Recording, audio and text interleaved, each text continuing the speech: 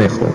En esta oportunidad acompañan al señor Presidente de la República, el Presidente del Consejo de Ministros, la Ministra de Economía y Finanzas, el Ministro de Educación, el Ministro de Salud y el Ministro de Agricultura y Riego. Muy buenas tardes, tengan todos ustedes. Hoy nos encontramos en un día sábado 18 de abril.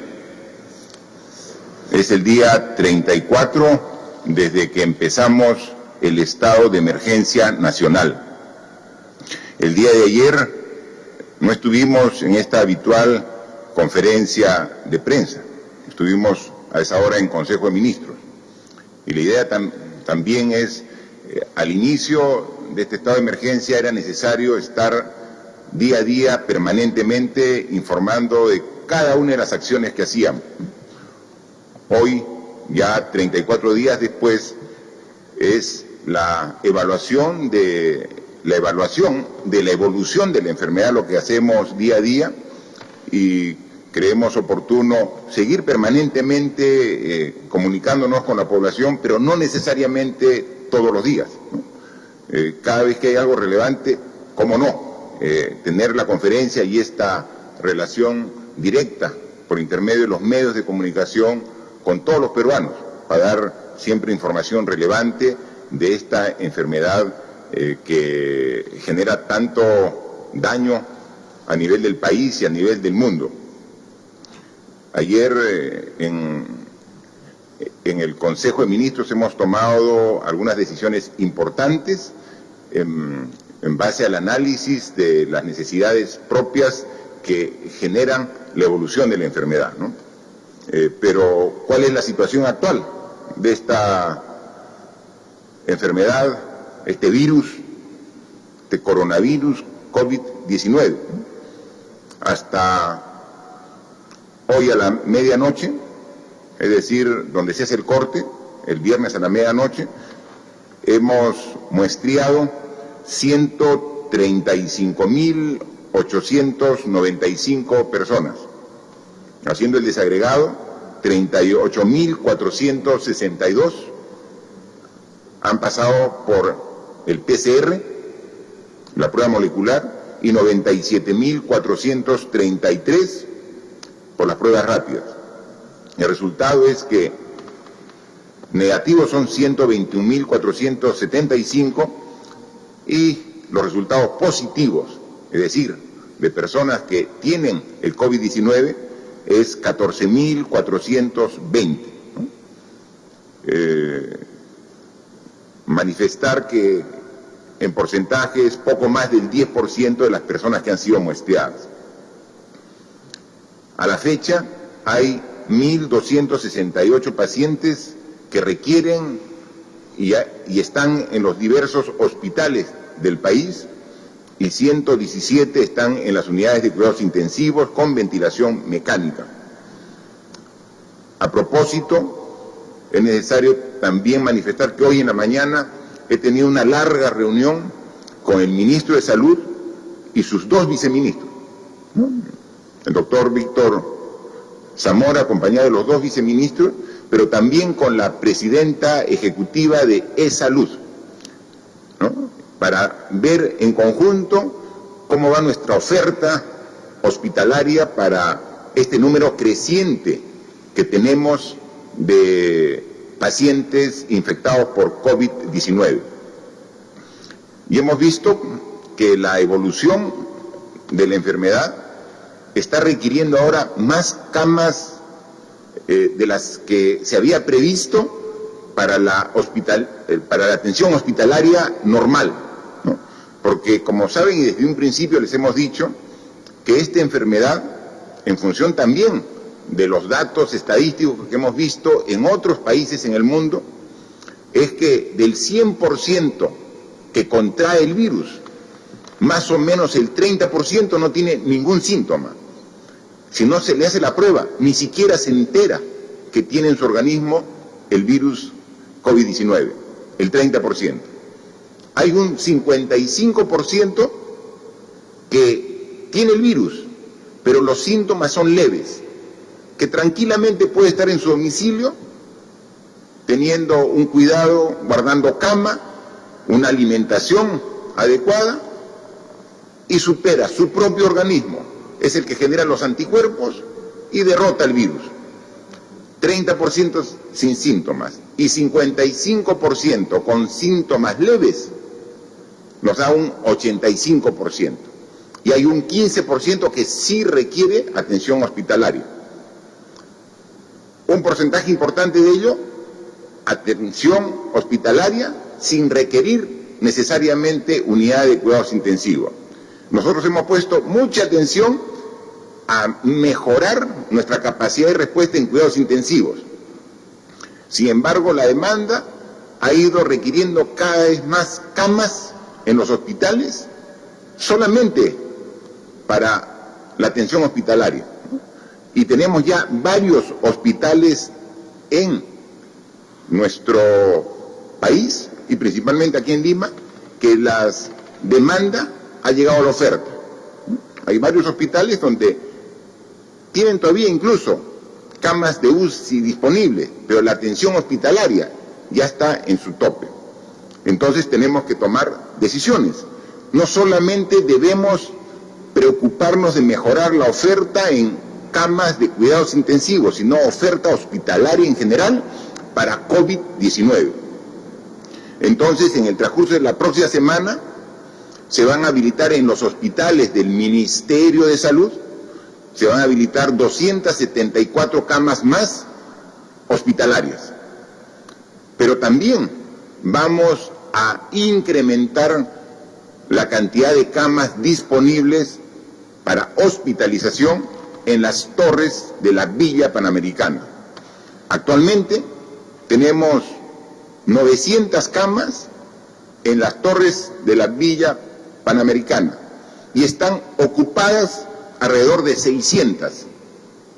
Tenemos todavía 300, pero no queremos llegar al límite para incrementar nuestra oferta. Entonces, ya se ha dispuesto para que se habiliten por lo menos 1000 camas más en las torres de Villa Panamericana, más 274 camas hospitalarias en los diversos hospitales que hay aquí en la ciudad de Lima. Esa misma actitud, ese mismo esfuerzo tiene que replicarse en las ciudades de las diferentes regiones del país para tener la preparación adecuada para cama hospitalaria y cama de cuidados intensivos. Entonces, la próxima semana tenemos que aumentar la oferta. ¿Y por qué? Porque, como lo dijo ya en varias entrevistas el ministro de Salud y también la jefa del Comando de Operaciones, la doctora Massetti, estamos justo estas 2 últimas semanas del mes de abril. Son las semanas donde la enfermedad va a estar en el pico más alto. Y obviamente el pico más alto es donde hay mayor demanda de atención hospitalaria. Y estamos en el límite de lo que podemos responder. Y estamos haciendo todo el esfuerzo. Y vemos que en muchos casos, incluso, la respuesta no ha sido la adecuada. Y estamos ahí coordinando estrechamente entre todos los actores para ver qué cambios hacemos para poder atender de manera adecuada a los pacientes que, teniendo el virus, requieren una atención hospitalaria. Y tenemos que incrementar la oferta.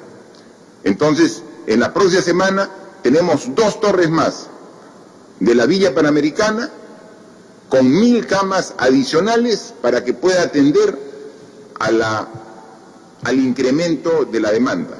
Y en los hospitales antiguos que vienen funcionando tenemos que fortalecer también esta capacidad.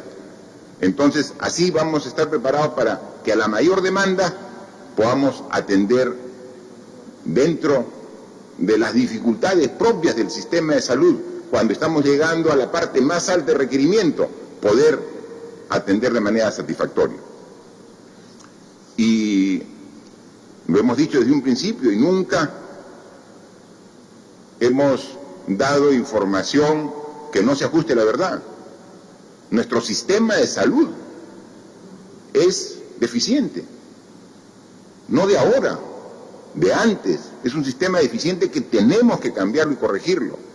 Pero si ya era deficiente con esta epidemia tan agresiva, de alto contagio, obviamente sale a la luz estas deficiencias con mayor claridad.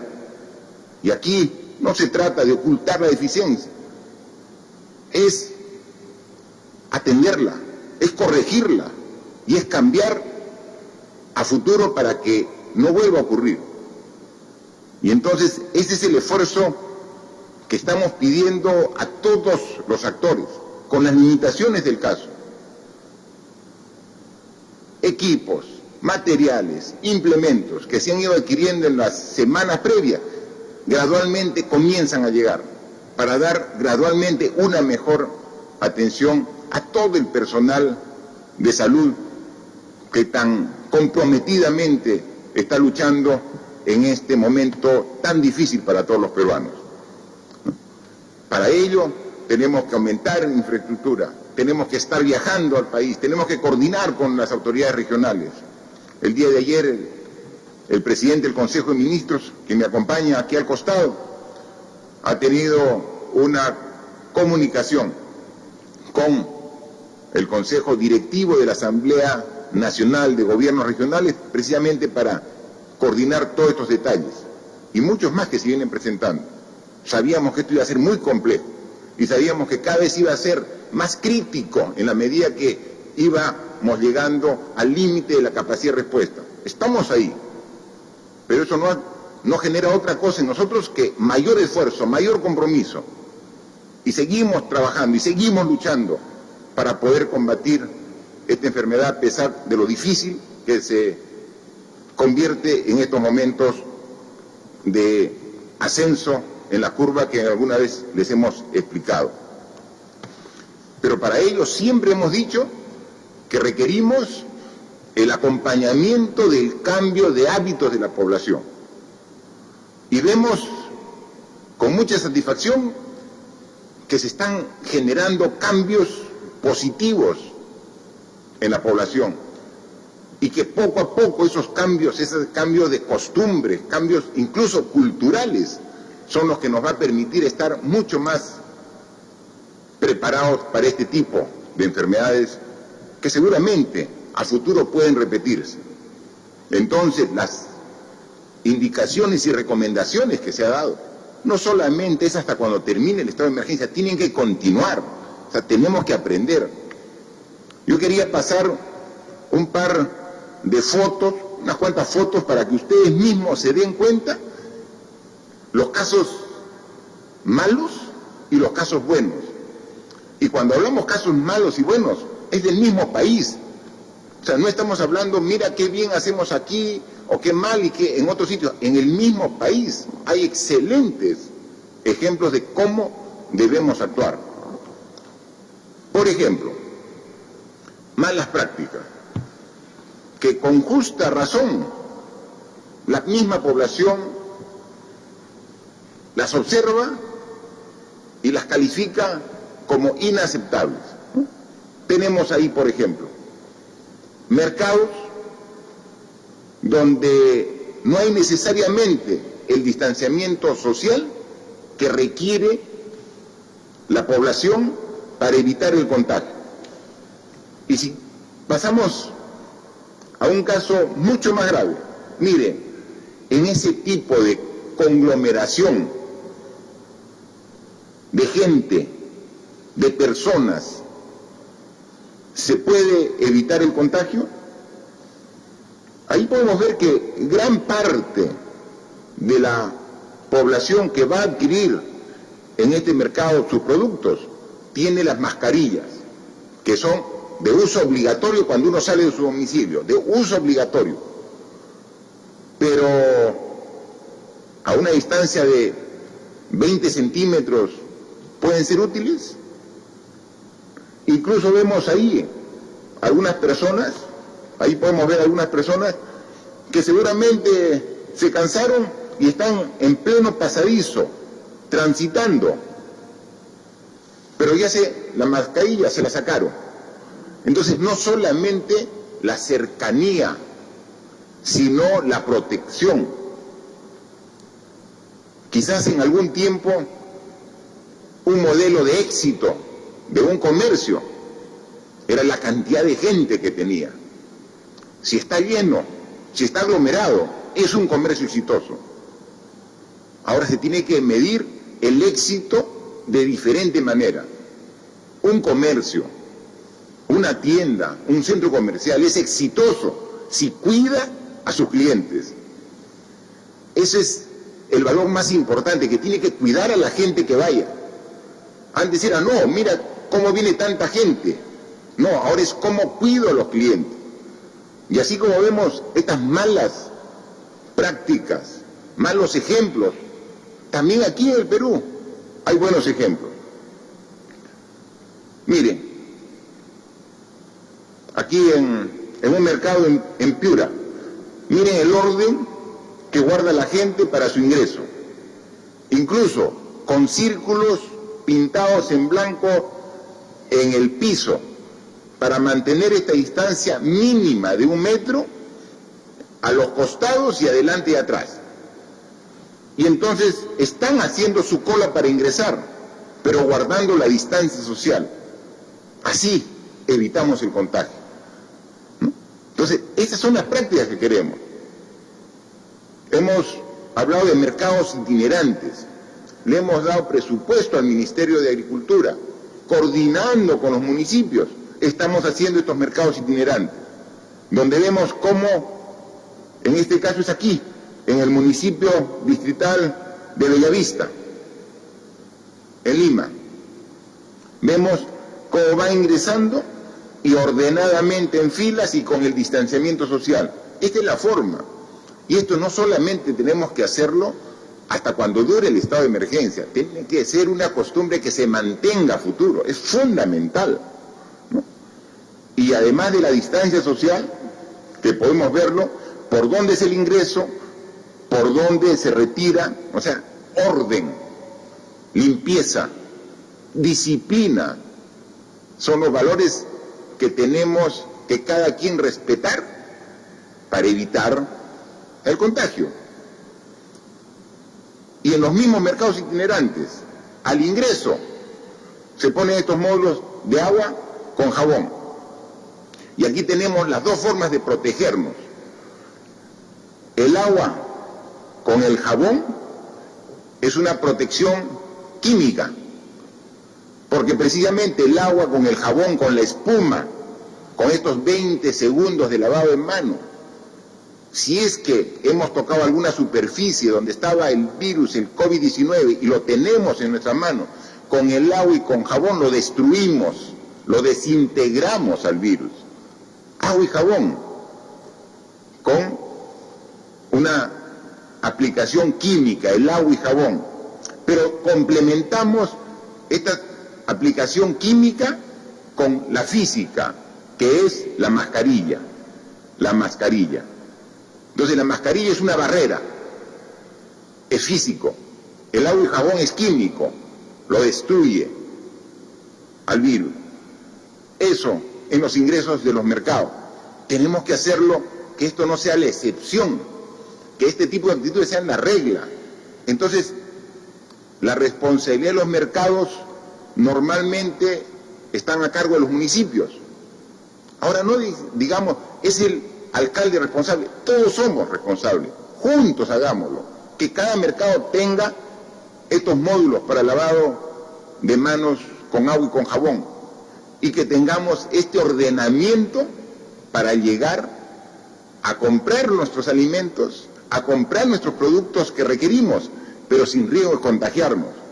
Y de todas maneras, siempre es necesario contar, como lo tenemos en estas ferias agrícolas itinerantes, con la verificación. Si voy a expender productos, tengo que usar de manera conveniente no solamente la mascarilla, si voy a manipular productos, con los guantes correspondientes, ¿no? Y al ingreso Y a la salida de estos centros de abasto, tiene que haber un personal de salud verificando una de las características básicas que se dan a los que tienen el virus, la fiebre. Entonces medimos la temperatura. ¿Se da cuenta? Esto no es complejo, pero es sí un cambio de costumbre que tenemos que implementarla, no solamente en esta semana que queda o hasta fin de mes. Tiene que ser una costumbre donde la implementemos permanentemente. Entonces, esto nos va a dar seguridad al futuro de poder controlar cualquier rebrote que pueda haber cuando ya estemos en bajada de la evolución de esta epidemia, para que no pueda rebotar, porque seguimos cumpliendo responsablemente cada quien con este tipo de recomendaciones que todos debemos cumplir. Porque sin esa aglomeración que hubieron ustedes en el mercado, si una persona tiene el virus, ¿a cuántas puede contagiar en esta aglomeración donde estamos prácticamente cuerpo a cuerpo las personas en ese ambiente? Quiero manifestarles que ayer en el Consejo de Ministros hemos aprobado algunas normas sumamente importantes. Por ejemplo, hemos aprobado 2 normas para pensar cómo vamos a reactivar la economía en algunos sectores, que son sumamente importantes, que es vivienda y agricultura. Se ha emitido el decreto legislativo 1464, porque el Ministerio de Vivienda tiene un programa de construcción de viviendas. El año pasado, el año 2019, sumando todas las modalidades que tenemos en el gobierno de construcción de viviendas nuevas, hemos llegado cerca de las 90.000 viviendas que hemos construido. Y este año queríamos llegar a las 100.000, pero tenemos el problema de esta restricción de actividades de construcción, pero que gradualmente vamos a reiniciar en el corto y mediano plazo.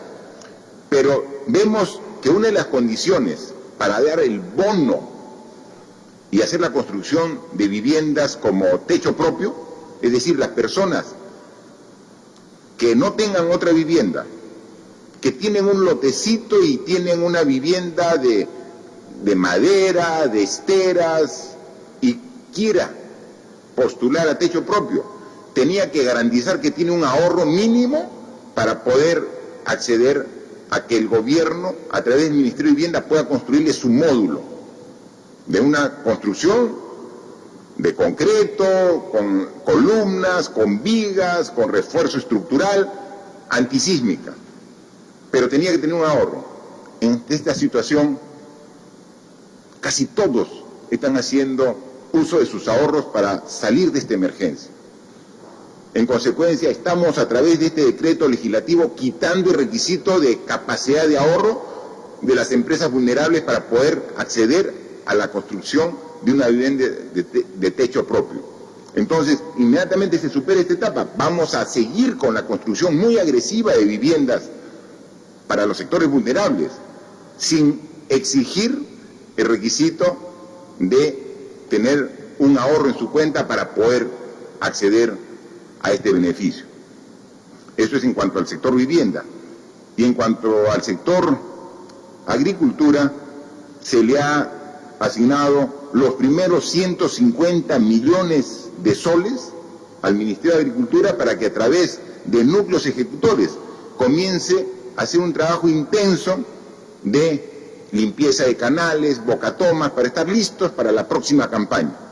Con esto calcula que puede generar 2 millones de jornales el Ministerio de Agricultura, y que le hemos dicho, en la medida que muestre eficiencia y una mayor demanda, estos 150 millones pueden ser incrementados de manera significativa.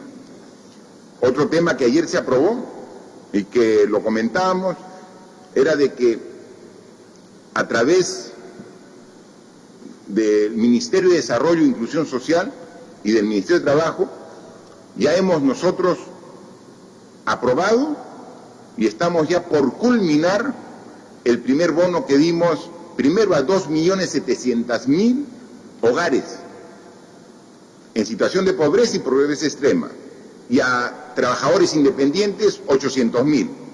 Es decir, 3,5 millones de hogares están por culminar este aporte, este beneficio económico de 380 soles, que inmediatamente terminemos en esta semana, empezamos con el segundo aporte de 380, porque el beneficio va a ser de 760 soles. Pero lo que se había visto que en su mayor porcentaje este bono favorecía a hogares que están dentro del radio urbano, que están en las grandes ciudades, que necesitan, pero que están en las ciudades. Y entonces, obviamente, había una necesidad de atender a la población rural. Y ayer, en Consejo de Ministros, hemos aprobado un decreto de urgencia donde se autoriza la entrega de este bono a 1.098.000 hogares rurales. Es el bono rural de 1.098.000 beneficiarios, familias que se van a ver beneficiadas, atendidas con esta transferencia. Pero ya no lo vamos a hacer en dos entregas de 380 y 380, sino en una sola entrega de los 760 soles para todas estas familias del ámbito rural que lo requieran. Gran parte de estas familias corresponden al sector agrícola, ¿no? El ministro de Agricultura tiene el padrón de agricultores que requieren y necesitan este apoyo, y ha visto que al hacer el cruce, gran parte de este bono rural cubre las necesidades más del 90% del padrón de requerimiento de este sector tan importante como es el sector agrícola, que genera el 25% de la población económicamente activa del país.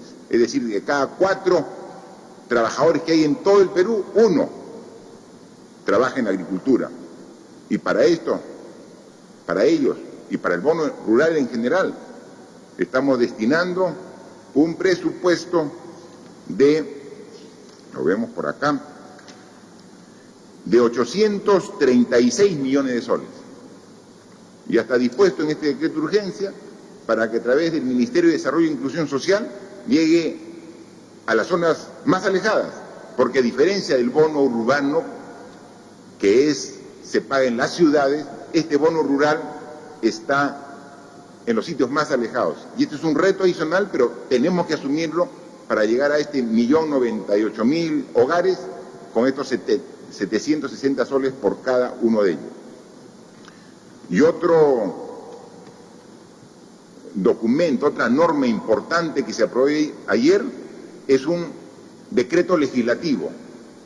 Dentro de esta potestad que nos ha dado el Congreso de la República para emitir decretos legislativos, hemos dado uno en materia de educación rural, principalmente, consistente en un esfuerzo del gobierno para cerrar la brecha educativa entre la ciudad y el campo, entre lo urbano y lo rural. Más aún en esta etapa en que nos encontramos de esta epidemia, que nos obliga a evitar las concentraciones de personas, y que, como lo hemos dicho, estas concentraciones de personas se dan en los colegios. Los alumnos entran en número de 30, 40 alumnos en un aula donde no se puede mantener esta distancia de 1 metro entre alumno y alumno. En consecuencia, por recomendación del Ministerio de Salud, tenemos que todavía prorrogar sin una fecha clara y definida el inicio de las actividades educativas presenciales, es decir, en las aulas. Todavía no hay fecha. Primero se planteó que debería ser la primera semana de mayo, pero no, es muy pronto. Y los niños, los jóvenes, son ciudadanos que merecen el máximo del cuidado de la sociedad y del Estado peruano. Entonces tenemos que a esos niños, a esa juventud estudiosa, no poner en riesgo para que se contagien en las aulas todavía, por un tiempo que no podemos ahorita definir, pero que no puede ser en un corto plazo. Pero como ya hemos iniciado la educación a distancia llega a través de Internet, a través de la televisión y a través de la radio. Pero lo que tenemos absolutamente claridad, que a través de Internet el contenido es más amplio. Y entonces quien tiene acceso a Internet va a tener acceso a mayor contenido que el que está alejado y que puede acceder a educación por los medios de comunicación, pero que está en desventaja. Y nosotros, como gobierno, tenemos que corregir esas brechas, esas desventajas. Entonces, lo que plantea este decreto legislativo son las disposiciones necesarias para reducir la brecha digital y facilitar el acceso a los servicios educativos no presenciales o remotos motivados por la emergencia sanitaria COVID-19 a la zona rural y a la zona urbana de alumnos en situación de pobreza. ¿Qué dispone, en resumidas cuentas, este decreto legislativo? Autoriza al Ministerio de Educación a adquirir, a comprar 719,000 tablets con servicio de Internet móvil para los alumnos del cuarto, quinto y sexto grado de primaria y de la secundaria completa del ámbito rural, y 123,780 tablets para los alumnos del área urbana, pero que están en el quintil 1 y 2 de pobreza. Es que lo que realmente necesitan. Son más de 840,000 tablets que estamos adquiriendo con Internet incluido, para que en el sitio más alejado del ámbito rural puedan tener acceso los alumnos a los mismos contenidos que acceden los alumnos de las ciudades. Como hemos dicho desde un principio, esta enfermedad nos trae mucho perjuicio, muchos daños, nos trae muerte en muchas personas, pero también hay que ver una oportunidad de un cambio. Y entonces, ante el reto de esta educación a distancia, también nos da la oportunidad de cerrar brechas entre la educación rural y la educación urbana. Con estas 840,000 tablets con Internet para los estudiantes, comenzamos a cerrar esa brecha. Incluso para las zonas alejadas, donde no hay el servicio de energía eléctrica, incluye la tablet con cargador solar. Estamos pensando de que esa tablet tiene que ser usada, y entonces vamos a tener esta oportunidad. Y una tablet, una computadora pequeñita, la tablet, que llega a un estudiante en el sector rural, alejado, no solamente llega al alumno, llega a toda la familia, y a través de esa tablet te conectas con el mundo.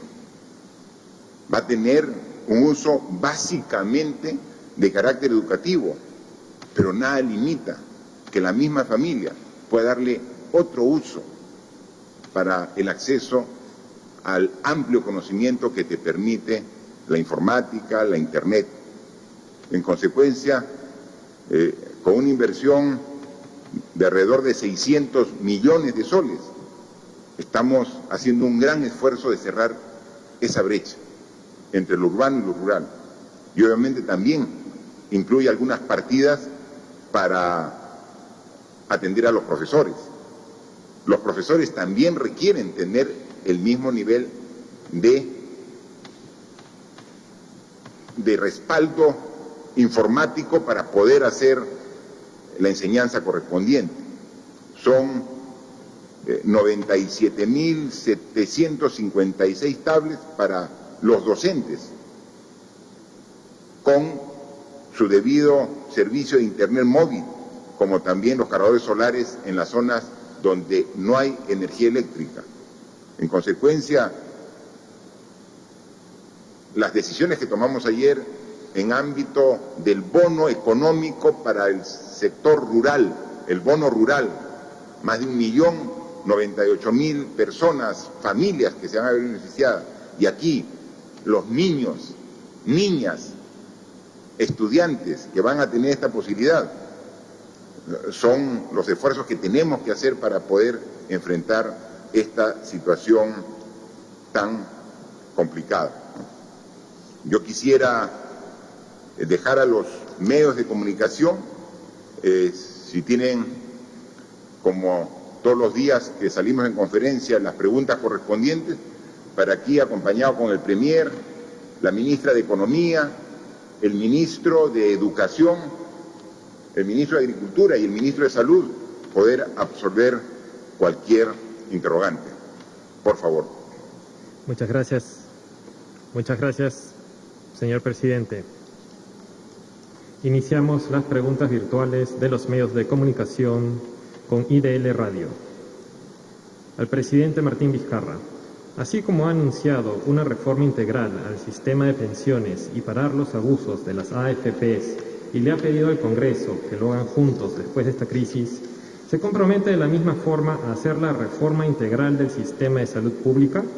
Teniendo en cuenta que hoy las encuestas dan cuenta de que su gobierno tiene un alto nivel de aprobación, ¿servirá eso para iniciar esa reforma, al igual que la reforma política y judicial?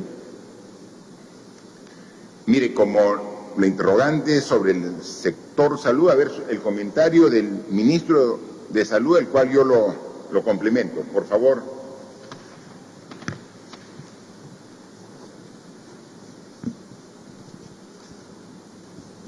Gracias, señor presidente. Muy buenas tardes. Efectivamente, el país tiene un sistema de salud fragmentado y segmentado. ¿Qué quiere decir eso? Que no todos los sistemas de salud público no solamente están divididos en el Ministerio de Salud, salud, sanidad de las Fuerzas Armadas, sanidad de las Fuerzas Policiales, sino que su fuente de financiamiento son distintas. El sistema de salud peruano también es un sistema que recibe poco financiamiento. Recibimos aproximadamente 5.1% del Producto Bruto Interno, de la cual más de la mitad es público. No es uno de los sistemas que recibe más financiamiento en América Latina. Una de las formas que internacionalmente se busca para mejorar la eficiencia de los sistemas de salud es que estos fragmentos se puedan juntar, se puedan integrar, ganando así eficiencias, optimizando el uso de los recursos. Adicionalmente, como lo hemos visto en esta epidemia, se necesita invertir más para poder tener más recursos humanos, mejor pagados, con buenos niveles de seguridad y además renovar nuestras instalaciones, nuestros equipos, nuestros procedimientos. Tenemos que caminar hacia adelante, luego de esta epidemia, construyendo un sistema, como parte de las reformas, un sistema único de salud pública. Así ganaremos en eficiencia, en impacto, y eso sumará al bienestar de nuestra población, incluso reduciendo las brechas que existen entre aquellos que vivimos en las ciudades con aquellos que vivimos en las zonas rurales. Gracias, ministro. Efectivamente, lo hemos dicho de que esta epidemia, convertida ya en pandemia porque afecta a más de 200 países en el mundo, nos está dando y dejando grandes enseñanzas. Y nos ha puesto claramente en la cruda realidad que no hemos puesto el énfasis necesario como país en sectores que eran tan importantes como es el sector salud. Y esas falencias nos salen día a día a flote. Y entonces una de ellas es una salud por islas, una salud donde el mismo ciudadano que tiene su DNI, si va a un hospital, dice, por favor, quiero atenderme. No, usted vaya a la Seguridad Social. No, usted vaya al policlínico de la policía. No, usted vaya al hospital del MINSA. Oye, cuando uno con su DNI debe ir a cualquier hospital del Estado y tienen que atenderlo. Entonces tiene que haber una visión integral de la salud pública. Que eso estamos ahorita actuando de manera conjunta. Pero no saben lo difícil que es cambiar la mentalidad desde las más altas autoridades hasta los trabajadores que directamente realizan el servicio de salud, porque toda una vida se ha trabajado con ese concepto como islas, la salud, y ahí perdemos eficiencia. Entonces ahora lo estamos haciendo, es un uso de los recursos que tenemos en función de dónde se necesita. Si es un paciente que requiere hospitalización, vaya usted al hospital más cercano. Pero es que yo no soy asegurado, vaya, nosotros tenemos que internamente solucionar los problemas. ¿Quién asume finalmente el costo de la atención? O sea, no se trata de que yo voy y si estoy asegurado tengo que atravesar toda la ciudad porque ahí está disponible. Eso es lo que estamos viendo. Pero en una emergencia como esto es más complejo, pero lo estamos haciendo. Pasado ello, tenemos que hacer. Y eso hemos dicho, estamos en la primera fase de esta enfermedad, donde estamos conteniendo el avance y mejorando con todas las dificultades que se presentan día a día. Y a nosotros las dificultades no las ocultamos, las enfrentamos con todos los problemas que esto significa. Pero una vez que pasemos vamos a estar en la etapa de transición, que es la segunda fase, donde tenemos que nuevamente, gradualmente recuperar nuestras actividades cotidianas, pero con nuevas prácticas de higiene y de distanciamiento social para evitar el rebrote, cuando podamos establecer nuevamente nuestras actividades. Pero la tercera fase, que hemos dicho que empieza el primer trimestre del 2021, cuando ya damos por aceptado de que para esa fecha ya se tenga una vacuna, ya se tenga un tratamiento que está probado y comprobado que es el mejor para tratar esta enfermedad, tenemos que pensar en cambios estructurales.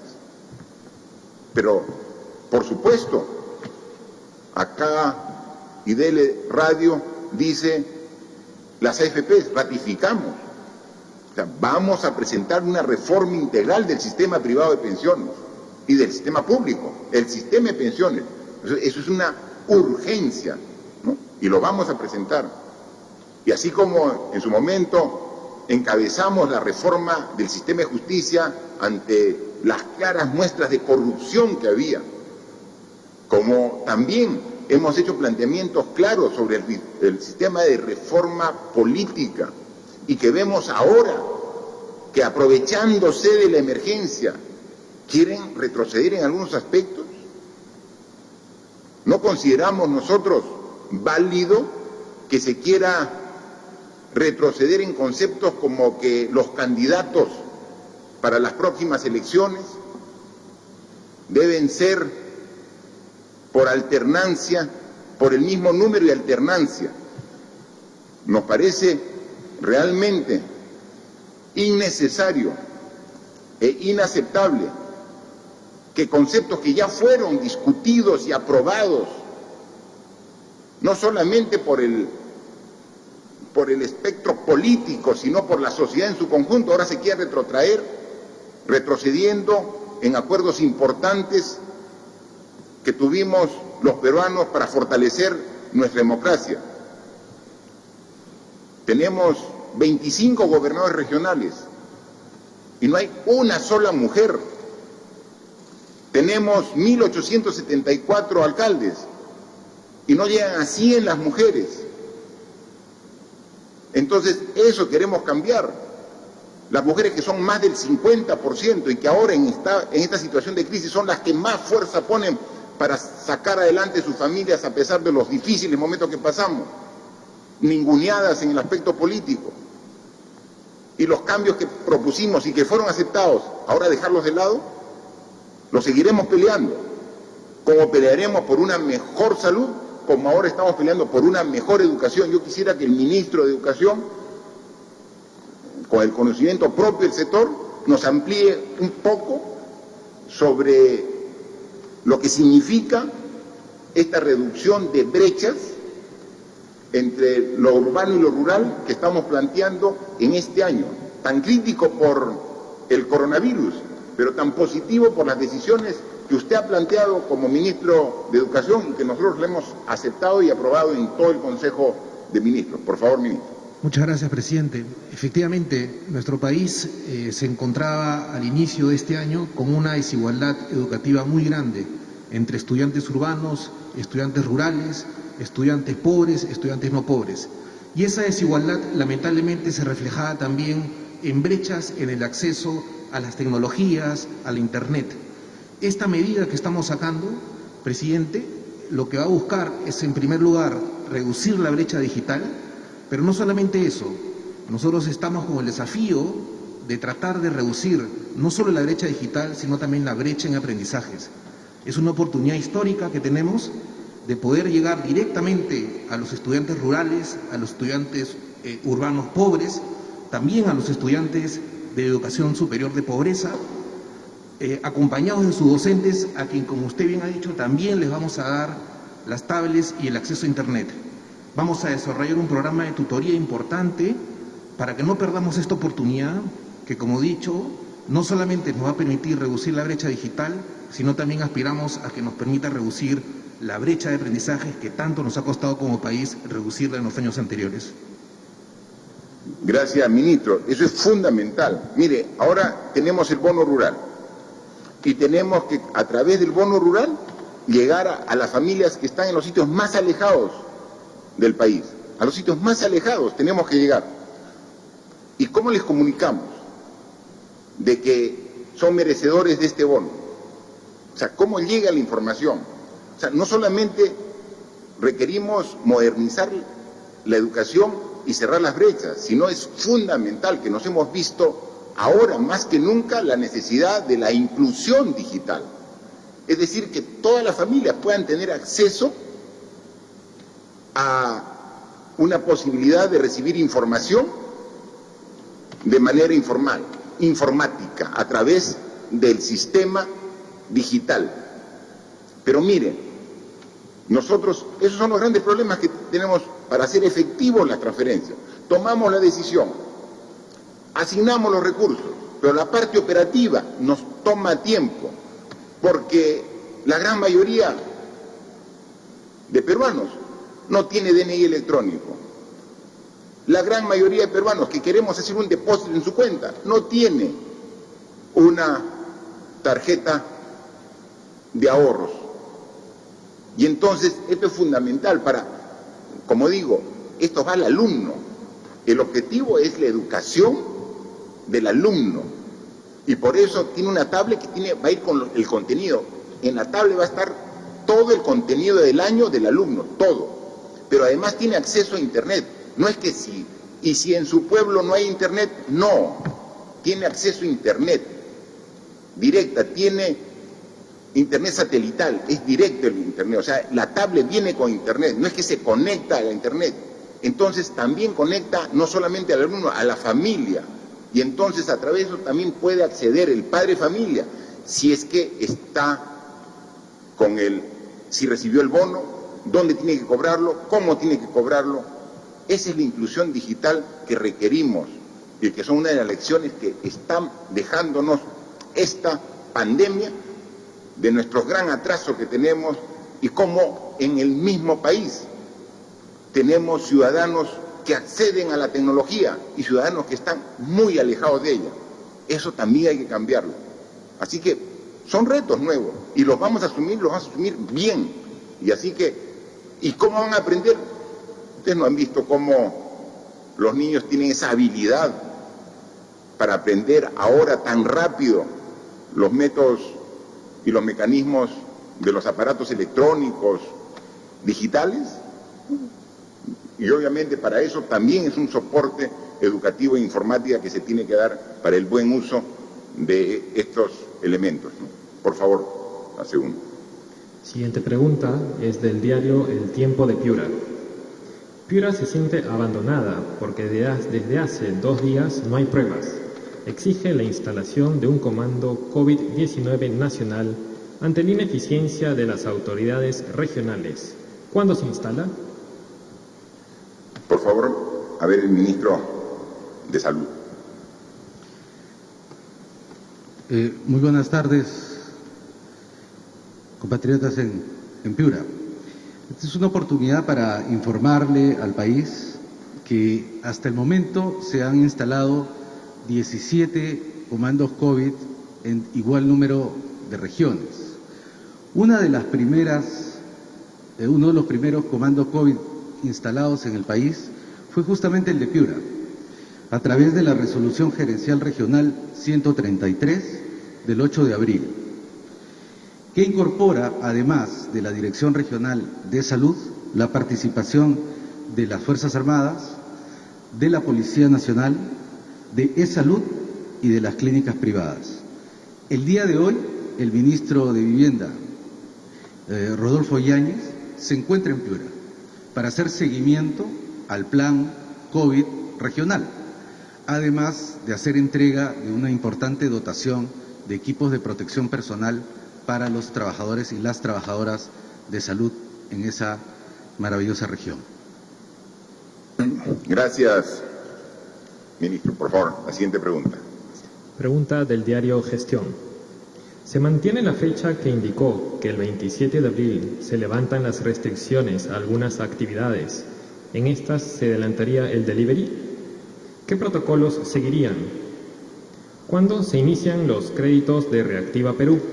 ¿Y por qué no separar una parte solo para las microempresas? Por favor, ministra de Economía, si responde esa pregunta.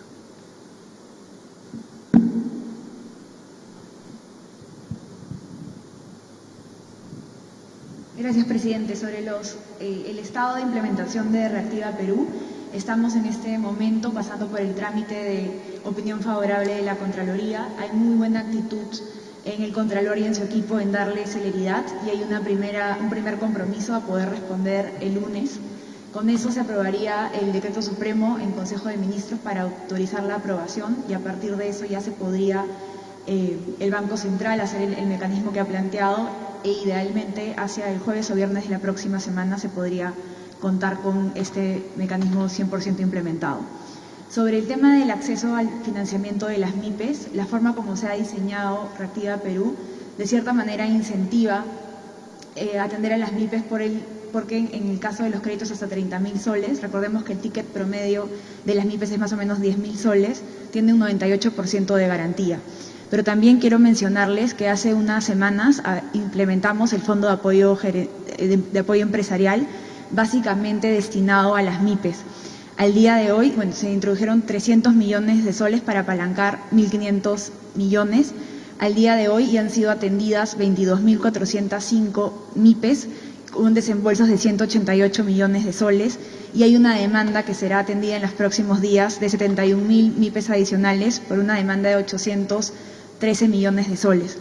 También se ha discutido en Consejo de Ministros que la próxima semana se va a aprobar una mejora en el Fondo de Apoyo Empresarial. No solamente vamos a habilitar mayores recursos, sino también se van a mejorar las condiciones del crédito. Muchas gracias, presidente. Ministra, si podría darnos a conocer a toda la población sobre el resultado de la emisión de bonos. Es un tema que se dio en el transcurso de esta semana y exactamente qué significa y qué resultado económico tenemos para el país. Sí, para toda la ciudadanía, nosotros en este plan ambicioso que hemos preparado de 12 puntos del PBI, que una parte del plan va a ser financiado con gasto público, nosotros vamos a financiar a través la parte del componente de gasto público que puede llegar entre 5 y 6 puntos del PBI. Vamos a utilizar reasignaciones presupuestales del presupuesto aprobado para este año, el uso de nuestros activos. Recuerden que el buen manejo macroeconómico que ha tenido el país ha determinado que tengamos muchos ahorros. Ahí tenemos un fondo de estabilización fiscal con más de 5.000 millones de dólares, pero también lo importante es que nuestra solvencia y nuestra fortaleza macroeconómica permite que podamos acceder a financiamiento relativamente barato. Y así fue como el jueves, evaluando siempre las condiciones del mercado de capitales, salimos a endeudarnos por 3.000 millones de dólares. Dos récords importantes que hemos batido es que se nos ha ofrecido casi 7 u 8 veces lo que hemos pedido, ¿no? Yo puse como ejemplo, es como si saliéramos a pedir que nos presten 100 soles y somos tan creíbles y tan confiables que nos ofrecen 800 soles ante el pedido de 100 soles. Y el otro récord que hemos batido como país es que hemos alcanzado las tasas más bajas de interés. ¿Esto qué significa? El crédito que estamos pidiendo tiene un costo muy por debajo de lo que la República de Perú ha pagado en los últimos años. Esto no solamente refleja la confianza de los inversionistas en el Perú, en su fortaleza macroeconómica, pero también una confianza en la estrategia sanitaria y el plan económico que estamos implementando para salir adelante. Muchas gracias, ministra. Definitivamente, el hecho de que en una situación de crisis salgamos como país a emitir bonos, cuando incluso algunos analistas decían que era un poco riesgoso, y salgamos y el resultado haya sido tan ventajoso para el Perú que hayamos generado tanta demanda. Se ofrecían 3.000 millones de dólares en bonos y ofrecieron, o sea, se interesaron por 25.000 millones de dólares. O sea, fue una muy grande demanda y a intereses muy beneficiosos para el país. En consecuencia, esto complementa con las medidas que vamos tomando porque, por un lado, asumimos compromisos tan importantes en temas de salud, en temas de educación, que significan un monto del Estado peruano, ¿no? Pero por otro lado estamos asegurando los recursos necesarios de diferentes fuentes para que de manera responsable podamos afrontar a todo lo que nos estamos comprometiendo. Entonces vemos que se va encontrando ese equilibrio que era sumamente necesario para poder tener seguridad de la implementación de las medidas en esta primera fase, como también va a haber medidas importantes en la segunda fase para lograr que el país tenga la salida de esta enfermedad y que luego el próximo año podamos nuevamente retomar la senda del progreso y desarrollo que todos confiamos va a ser así. Siguiente pregunta de Caretas. ¿Cuáles son las fases de reactivación económica una vez que se termine la cuarentena y qué decretos de urgencia están pensando para ayudar a la población más vulnerable? Sobre las pruebas rápidas. Esta semana falleció el congresista Glider Ushñagua de Pucallpa, quien salió negativo en esta primera prueba, pero después con la prueba molecular dio positivo. ¿Funciona o no las pruebas rápidas? Señor presidente, información de hoy advierte que la unidad de cuidados intensivos del Hospital 2 de Mayo ha colapsado. Por otro lado, el Hospital de Ate ya no recibe pacientes.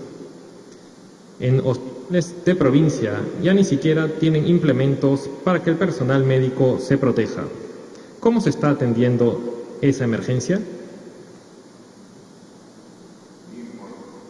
Por lo amplia de la pregunta de Caretas, voy a pedir que responda la primera parte de temas económicos la ministra de Economía y Finanzas nuevamente y luego complemente el ministro de Salud. Ministro, por favor. Gracias, presidente. Efectivamente, nuestro plan ambicioso tiene una etapa de contención y una etapa de reactivación económica. Nosotros ya hemos dado algunos pasos con miras a la reactivación económica. Los dos, tanto el decreto legislativo de saneamiento como el decreto de urgencia de agricultura, es una muestra de que ya estamos pensando en esa etapa. También durante esta etapa vamos a contar con instrumentos tributarios y con instrumentos de gasto público. Sobre temas tributarios, por ejemplo, el día de ayer se aprobó también en Consejo de Ministros la ampliación del régimen especial de recuperación anticipada del IGB hasta el 31 de diciembre del 2023. Este tipo de medidas que van a ser aprobadas en el marco de las facultades buscan incentivar la actividad empresarial y también generar liquidez a las empresas. Otro componente del plan de reactivación, estamos planificando un plan de gasto público importante en temas de compras públicas, en temas de programas de mantenimiento. De hecho, ya se ha aprobado estos núcleos ejecutores para agricultura y también una propuesta muy ambiciosa para mejorar, darle mucha celeridad a la inversión pública.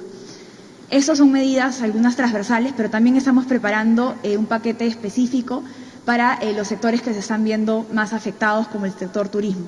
El objetivo de la etapa de la reactivación económica es regresar al crecimiento potencial que necesitamos para dar el salto al desarrollo. Gracias, ministra. Por favor, ministro de Salud, en la parte que le corresponde la pregunta. Permítame, en primer lugar, hacerle llegar las condolencias a la familia del excongresista que lamentablemente falleció en nuestro servicio de salud. Inmediatamente conocido el hecho, di las indicaciones para que el jefe de su salud, que es la Superintendencia de Servicios de Salud, acuda a Ucayali junto con un equipo de profesionales para investigar las condiciones en las que se dio el tratamiento, tanto antes, durante como después. Espero recibir el día de hoy un informe preliminar y, por supuesto, el informe final que dé cuentas exactamente de lo que pasó con el excongresista. En segundo lugar, como ya lo ha explicado el señor presidente, en materia de uso de los servicios, nosotros estamos en estas 2 semanas viviendo la última o la más alta etapa de la epidemia y, por lo tanto, estamos con un incremento notable de casos que llegan a nuestros servicios, tanto los servicios de hospitalización como los servicios de internamiento para condiciones graves. Esto ponen en alta tensión todos los servicios del país, especialmente de las zonas más afectadas, y estamos adecuando todos los hospitales para poder acomodar adecuadamente a los pacientes que así lo requieran. Efectivamente, este proceso no es sencillo, significa la interacción de distintos procedimientos, distintas formas de actuar de los distintos subsistemas, pero creo que durante este mes nos hemos preparado adecuadamente para ampliar la oferta y lo seguiremos haciendo. En tercer lugar, en materia del protocolo de atención, también está en constante revisión, lo que incluye, por supuesto, los métodos de diagnóstico. Siempre hemos afirmado, y lo seguiremos haciendo, que el principal método es el método molecular y secundado por el método serológico. Ambos métodos tienen sus pros y sus contras, sin embargo, los tratamos de poner a disposición de toda la población cuando así lo requieran y cuando así lo podamos disponer en nuestro arsenal. Gracias. Efectivamente, ministro, como usted bien lo manifiesta, estamos haciendo todo el esfuerzo para atender a las personas que en todo el país se contagian del virus, del COVID-19 y que requieren hospitalización. Ya son más de 14.000 personas que tienen esta enfermedad y de las cuales son alrededor de 1.300 las que ya requieren hospitalización. Tenemos un sistema de salud que sabemos que tiene una serie de eficiencias y que prácticamente en un mes 1.300 personas vayan a requerir hospitalización, obviamente genera este tipo de problemas que lo reconocemos y que seguramente estas deficiencias generan un malestar, un rechazo, no solamente en las personas directamente perjudicadas por estas deficiencias, sino en la colectividad en general. Y no es que nosotros desconozcamos ello, muy por el contrario. Hoy, como les informé al inicio, hemos tenido una reunión específica con las autoridades responsables de todo el sistema de salud para ver qué adicionalmente tenemos que hacer para tener una mayor y mejor respuesta. Entonces, ¿hay problemas? Por supuesto que hay problemas. Cuando de un momento a otro tenemos más de 1.300 pacientes nuevos, todos que requieren hospitalización, algunos no necesariamente, pero que requieren un control clínico, telefónico, hasta su domicilio, y muchos de ellos hemos tenido hasta cerca de 200 o más requiriendo las unidades de cuidados intensivos. Todo eso en un mes. O sea, es una demanda que apareció de frente en un mes y que coge a un sistema de salud con una serie de deficiencias. ¿Qué medidas tomamos nosotros? Primero, tratar de bajar esa demanda. Si no hubiéramos tomado las medidas que todos los peruanos de manera solidaria estamos asumiendo y respetando de este estado de emergencia, no serían 1.400 pacientes hospitalizados, sino serían más de 10.000, y no serían un requerimiento de 200 UCIs, ahorita tendríamos más de 800 demandas de UCI. O sea, las medidas que hemos tomado han hecho que baje eso a menos del 25%, ¿no? Eso por un lado, y ese es el esfuerzo de todos. O sea, son las medidas que damos como gobierno, pero es el esfuerzo de todos de que baje estos requerimientos al contener el contagio de la enfermedad a alrededor del 25-30%. Pero adicionalmente, a poner a disposición del sistema nuevas unidades de camas en los servicios de salud. Hace 2 meses hubiéramos pensado que las torres de la Villa Panamericana iba a ser un hospital. No, pues tomamos la decisión, dijimos ahí, y hay 900 camas, y en una semana van a haber 1.000 más, y vamos a llegar a las 3.000 camas. O sea, esas son las respuestas. Los propios hospitales estamos mejorando su distribución para tener más unidades de cuidados intensivos. O sea, a pesar de las deficiencias que reconocemos del sistema, estamos haciendo el esfuerzo para responder. En algunos casos, ocurren casos como el del ex congresista Ushnagua, al que lamentamos profundamente, el de él y de muchos pacientes que por no tener la capacidad en ese momento, y también en unos temas de falta de una adecuada coordinación del sistema de salud, no permiten la atención oportuna como queremos de todos los pacientes que requieren atención hospitalaria. Ese malestar que genera este tipo de casos también lo compartimos. A nosotros también nos molesta cuando vemos esos casos. Y en este caso es porque era una persona obviamente conocida porque ha sido excongresista. Pero también nos molesta cuando no podemos atender en el momento y en la oportunidad de vida a personas que no necesariamente son conocidas, pero que generan el mismo dolor en su familia, en sus seres queridos. O sea, el esfuerzo por eso es día a día. Por eso día a día vemos qué más podemos hacer. Y no escatimamos esfuerzo.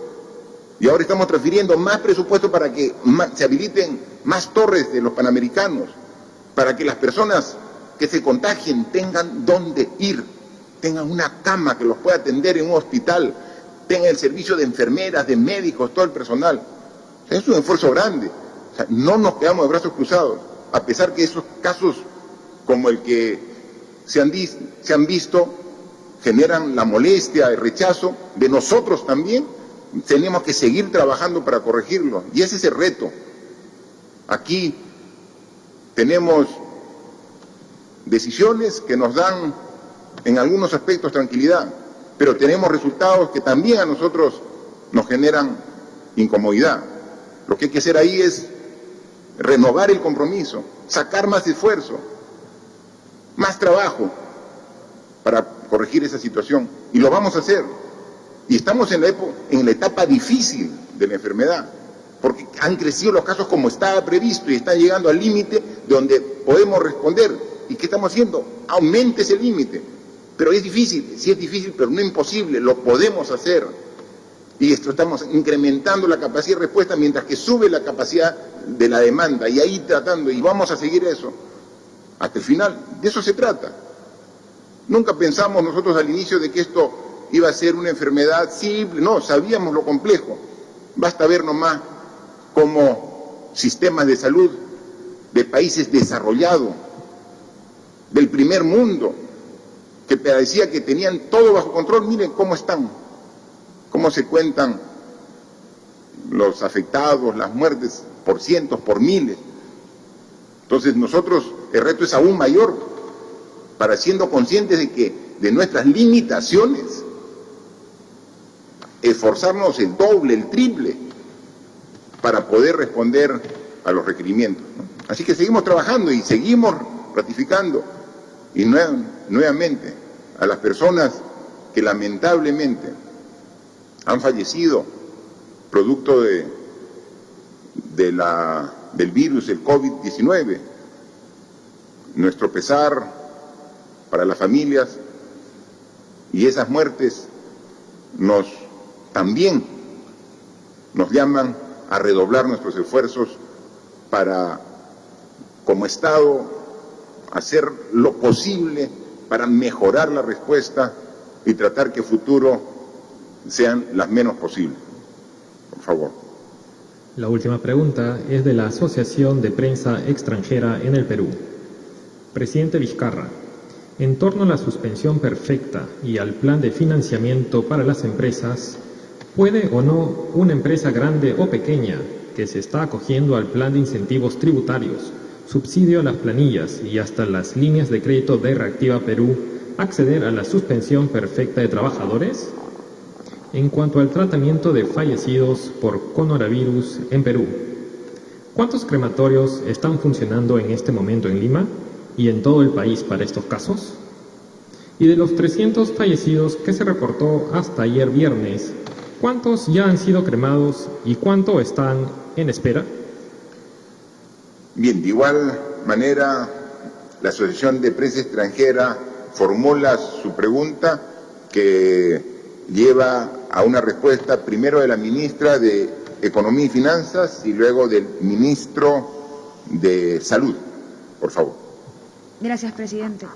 Los programas que estamos implementando lo que buscan es mantener la cadena de pagos y, lo más importante, evitar que se pierda la capacidad productiva del país, para de esta manera preservar empleos. Es muy importante que la reactivación económica se pueda hacer con una capacidad preservada, con los empleos preservados. Pero también somos conscientes que la realidad de las empresas es heterogénea, es distinta, y también sabemos que esta medida que ha sido aprobada de suspensión perfecta tiene que ser la última instancia, y dada esta diversidad que hay en la situación de las empresas, nosotros no solamente vamos a evaluar todos los días la implementación de nuestras medidas para que sean efectivas, pero esta medida en particular va a ser evaluada caso por caso cuando el Ministerio de Trabajo evalúe que cada empresa pudo hacer los máximos esfuerzos. Muchas gracias. Muchas gracias, ministro. Por favor, ministro. La epidemia que enfrentamos inevitablemente producirá el fallecimiento de algunos de nuestros compatriotas. Es nuestro objetivo como sector salud que cada una de estas personas sea tratada con dignidad y respeto hasta el final de sus días y después de ella, al igual que sus deudos. Uno de los mecanismos que hemos aprobado mediante una resolución es utilizar la cremación, basado en las mejores prácticas que hasta ese momento se sabían de los países que habían adelantado en enfrentar esta epidemia. Con el tiempo, el protocolo ha ido teniendo varias modificaciones, y una de ellas va a ser, entre hoy y mañana, la incorporación de una recomendación de la Organización Mundial de la Salud, que la cremación no sea la opción número 1, sino sea una opción entre dos, la cremación o la inhumación. Hasta este momento, lo que nosotros tenemos en el país nos alivia bastante esta recomendación de la Organización Mundial de la Salud, ya que en el país solamente contamos con 14 crematorios. En Lima tenemos 6. Del total de fallecidos, podemos decir que por lo menos por el Seguro Integral de Salud, la cremación ha sido financiada en su totalidad para 115 de ellos y otro tanto ha sido financiado por eSalud. En este momento no existen pacientes, bueno, hasta el día de ayer, que estuvieran esperando su cremación.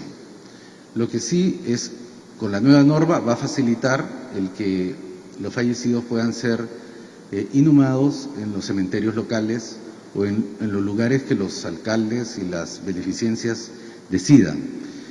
Un punto adicional es el respeto. Hago un llamado a la población para tratar estos casos con mucho respeto, porque efectivamente hay mucho miedo de que estas personas que han fallecido sigan contaminando después del fallecimiento. La ciencia determina que este contagio a través de los fallecidos solamente se extiende eventualmente hasta 5 horas posterior a la muerte. Por lo tanto, no son contaminantes cuando ya son puestos en sus nichos. Mucho respeto para estas personas. Muchas gracias. Gracias, ministro. Un tema que también ha sido motivo de preocupación en los últimos días es esta necesidad de una parte importante de la población de nuestro país que, cumpliendo el estado de emergencia, han estado pasando estos 34 días fuera de su ciudad donde habitualmente viven, ¿no? Y entonces, ya pasado este tiempo, tienen necesidades de retornar a su ciudad de origen, donde ellos, estos ciudadanos, viven, trabajan o se educan. El estado de emergencia fue declarado un día domingo para ser aplicado a partir del día lunes, y encontró a una serie de peruanas que estaban fuera de su ciudad, y entonces, pasados estos días, tienen necesidad, tienen este requerimiento de retornar a su ciudad. Eso tenemos que hacerlo, pero tenemos que hacerlo respetando los controles sanitarios, por el bien de ellos y por el bien de todas las ciudades donde se van a trasladar.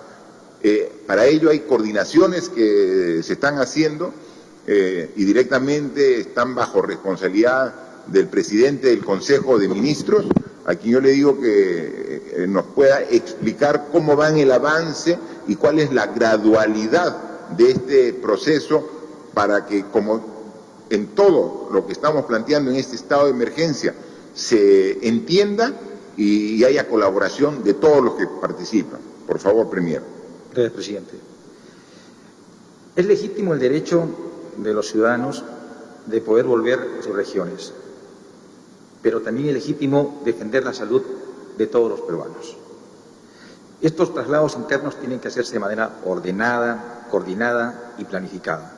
Y a efecto de ello, hemos venido coordinando especialmente esta última semana con la Junta Directiva de la Asamblea Nacional de los Gobiernos Regionales y también con los presidentes de las macroregiones. Debemos compartir 3 premisas básicas.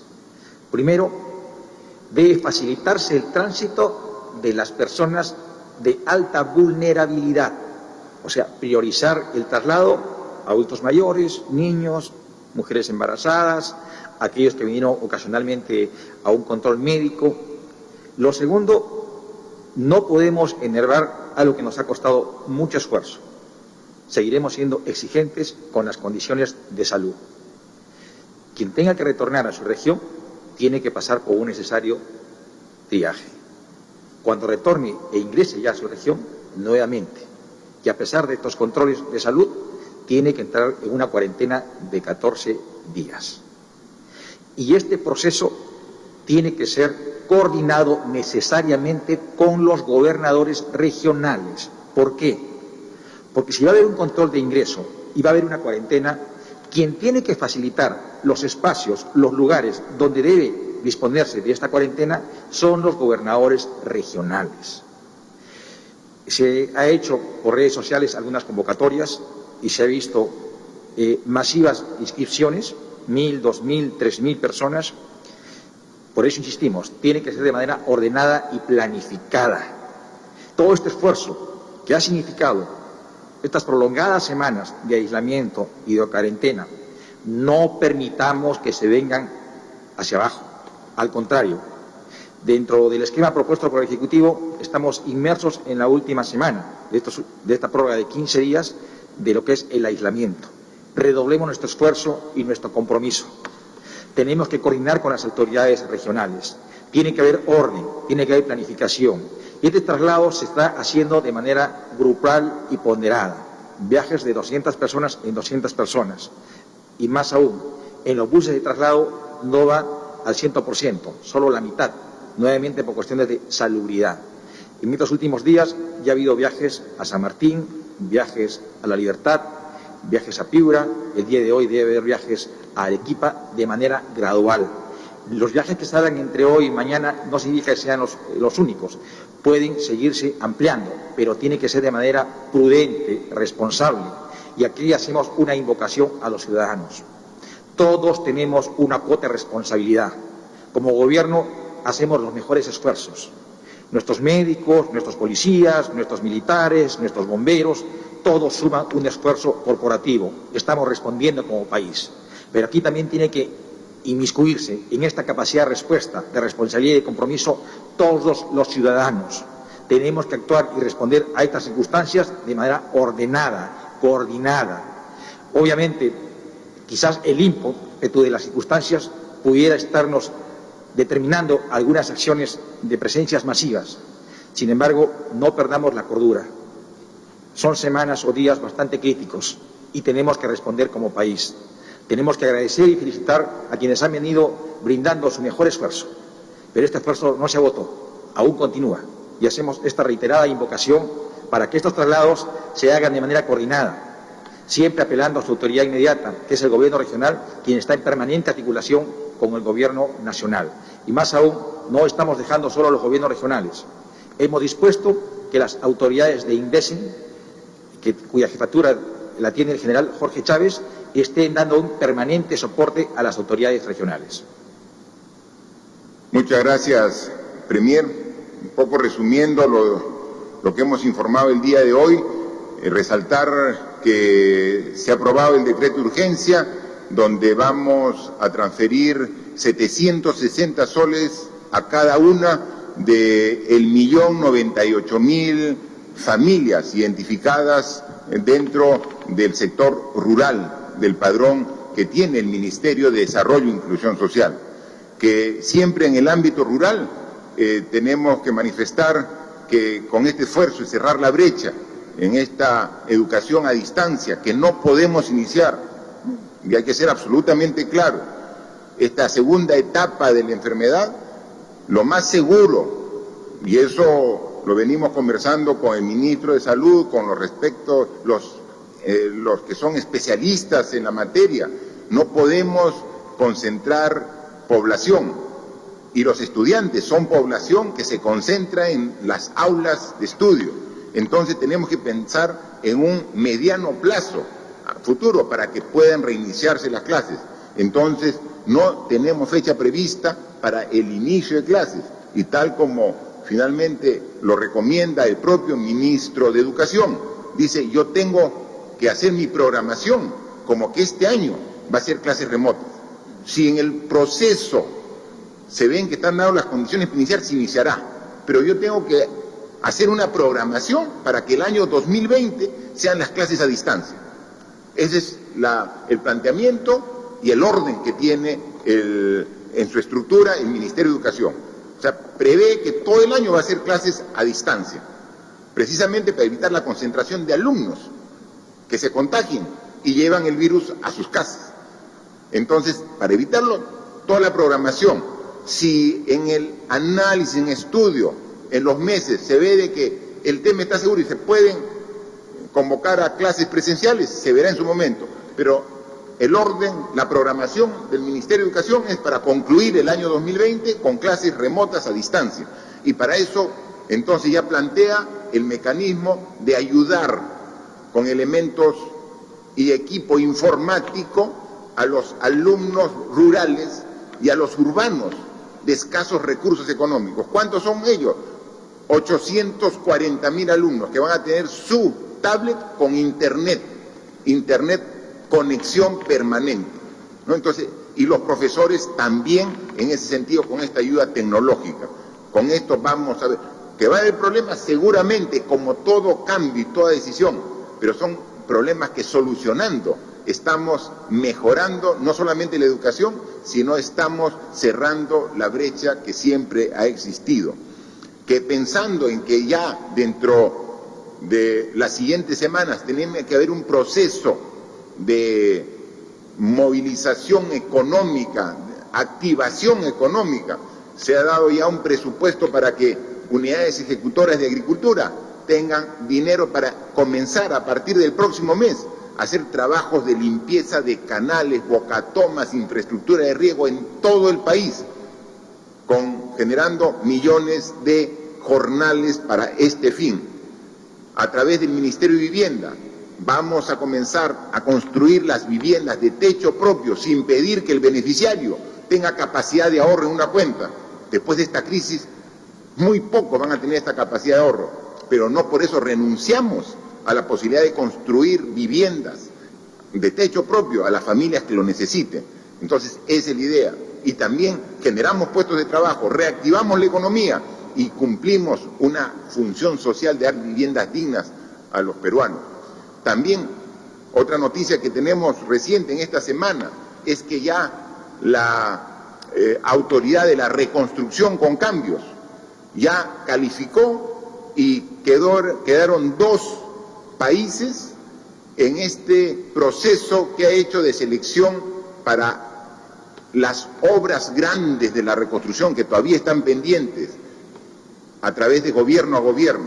Es decir, apenas salvemos esta situación de esta enfermedad del COVID-19, ya estamos listos para poder comenzar no solamente las múltiples y miles de proyectos pequeños y medianos que se han hecho en reconstrucción, sino los grandes proyectos de soluciones integrales de los ríos, desde Tumbes, Piura, Lambayeque, La Libertad, Ancas, Lima, Ica, todos esos proyectos integrales, que es no solamente en el cauzamiento de los ríos, sino que viene desde el trabajo, desde la parte, todo eso ya está listo para que inmediatamente ya calificó a los 2 gobiernos que están esperando. Entonces estamos pensando en la enfermedad que nos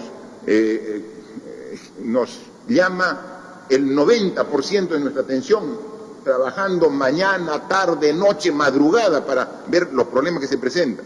Pero tenemos que un poco de nuestro tiempo también estar pensando ya en el mediano plazo para ver cómo nos preparamos para la educación, para la salud, para la reactivación económica. Todo estamos viendo y sin perder de vista de que se quiera aprovechar para que avances importantes de acuerdos y consensos políticos como la paridad y alternancia quieran dejarse de lado. Entonces todo eso tenemos que ver y tenemos que ver, por ejemplo, coordinar con los alcaldes, porque ya le transferimos el presupuesto para este apoyo en canastas de víveres para primera necesidad de las familias que más necesitan.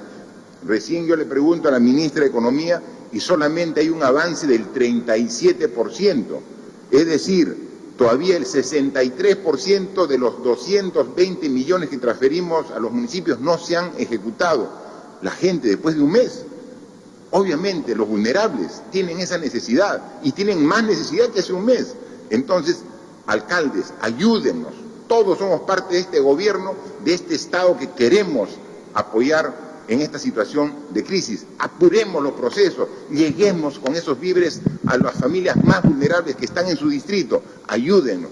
37% de ejecución es poco, necesitamos que sea el 100% y si se requiere más se verá en su momento para dar un nuevo monto, pero usen el presupuesto que le hemos dado con el esfuerzo de todos, mejorando las prácticas como hemos visto en estas fotos, donde hay ejemplos que sí demuestran un esfuerzo de cambio de costumbres, de actitud para evitar el contagio, con las medidas que estamos dando, a pesar de los duros momentos que estamos viviendo actualmente por el crecimiento y la demanda cada vez mayor de todo este esfuerzo hospitalario, yo estoy seguro que vamos a seguir adelante. Fuerza, con optimismo, con realismo, pero con la convicción de que tenemos que seguir trabajando todos unidos para enfrentar esta enfermedad tan fuerte que afecta a todo el mundo. Muchas gracias.